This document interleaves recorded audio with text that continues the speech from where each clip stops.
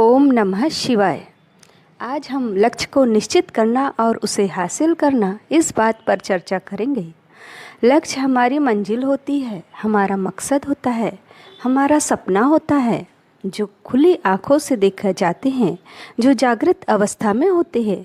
काम करते करते भी ये सपना देखा जा सकता है।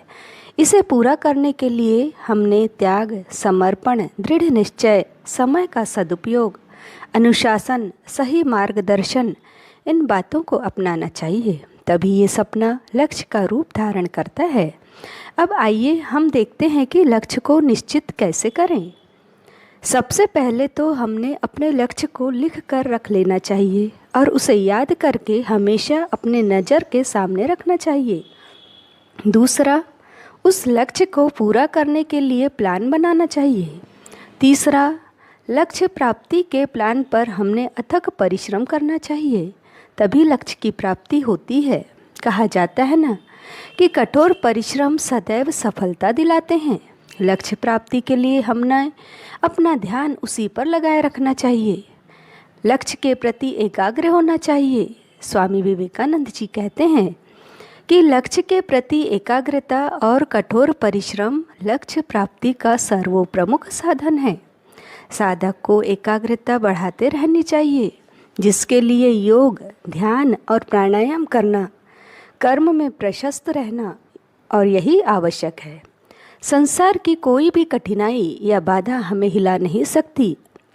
हमें अपने लक्ष्य के पास जाने से कोई रोक नहीं सकता, बशर्ते कि आपके पास एकाग्रता की शक्ति होनी चाहिए। हम रामायण में भी पढ़ते हैं कि श्री हनुमान जी का मकसद था माता सीता की खोज करना। तब उन्होंने इतना बड़ा समुंदर पार करके बड़ी बड़ी मुश्किलों का सामना करके भी वे रुके नहीं और लंका पहुंचकर अशोक वाटिका में माता सीता का पता लगा लिया।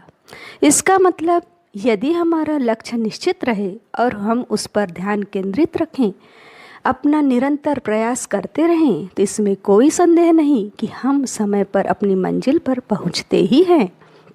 तुलसीदास जी कहते हैं, और मनोरथ जो कोई पावे, और मनोरथ जो कोई पावे, सोई अमित जीवन फल पावे।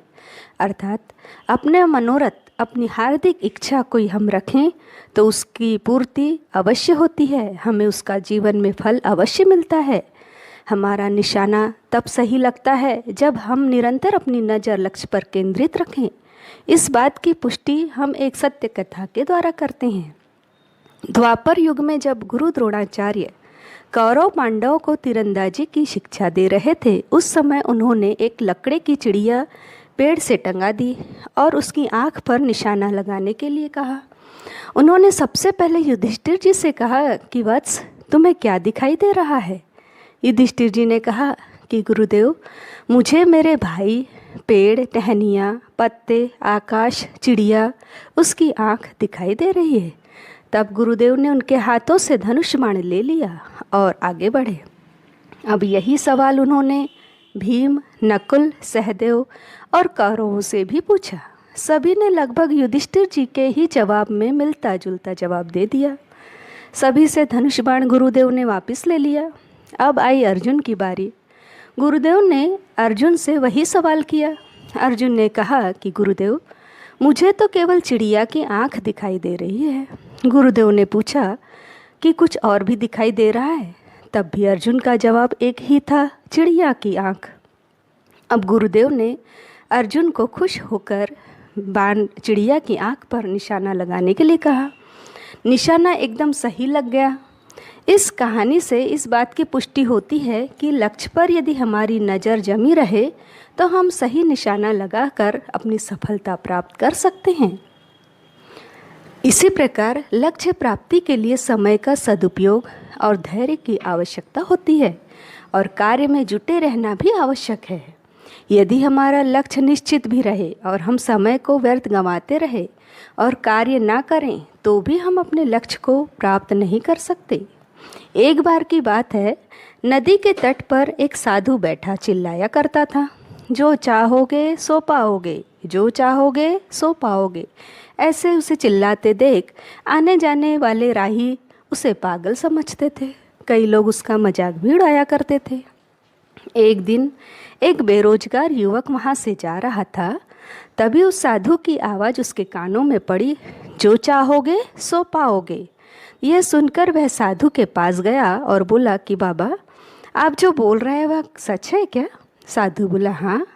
युवक ने कहा, मैं जो चाहूँगा वो मुझे मिलेगा? साधु बोला, पहले अपना मकसद तो बताओ। युवक ने कहा कि मैं एक बहुत बड़ा हीरे का व्यापारी बनना चाहता हूँ। साधु ने कहा, ठीक है, अब अपनी हथेली सामने खोलो, मैं तुम्हें हीरे मोती दूंगा।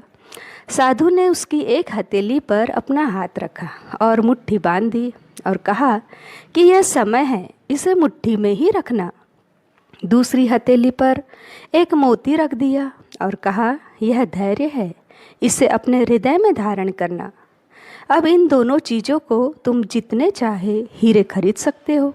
अब क्या था, वह युवक मुट्ठी में समय और हृदय में धैर्य धारण करके चला और काम की खोज में निकल पड़ा। उसे एक हीरे के व्यापारी के यहाँ नौकरी मिली।